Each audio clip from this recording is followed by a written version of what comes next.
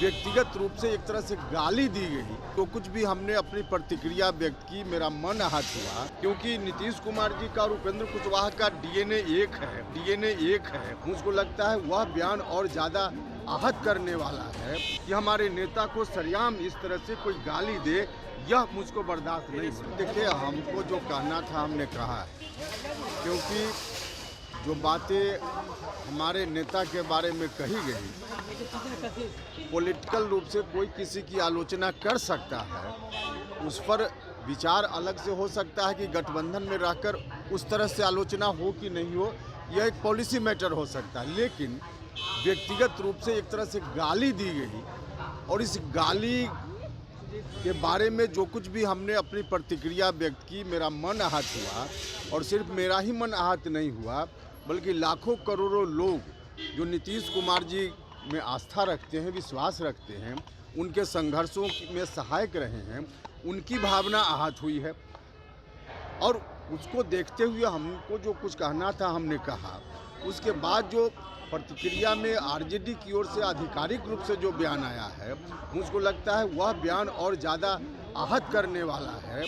जो गाली दी गई उससे भी ज़्यादा आहत करने वाला, उसके बचाव में जो कुछ कहा गया आरजेडी की ओर से, यह ज़्यादा आहत करने वाला है। सब लोगों को मालूम है, हो सकता है कि व्यक्तिगत स्तर पे मुझको ज़्यादा फीलिंग इसलिए भी हो क्योंकि नीतीश कुमार जी का और उपेंद्र कुशवाहा का डीएनए एक है। और हम यह नहीं बर्दाश्त कर सकते कि हमारे नेता को सरेआम इस तरह से कोई गाली दे, यह मुझको बर्दाश्त नहीं हो सकता।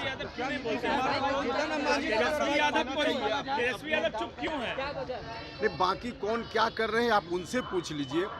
मेरा जो विषय है उस पर हमने बात की। सुधाकर सिंह ने अपने पत्र का जवाब दिया है नीतीश कुमार के खिलाफ अभियान चलाया करते थे। हमने कहा कि मुझको जो कहना था, मेरा मन आहत हुआ है, आज भी आहत है, इसलिए हमने अपनी बात कही।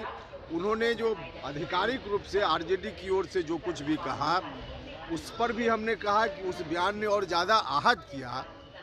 बचाव करते हुए कहा गया कि उस पर हम संज्ञान नहीं लेते हैं, यह और ज़्यादा दुखद है।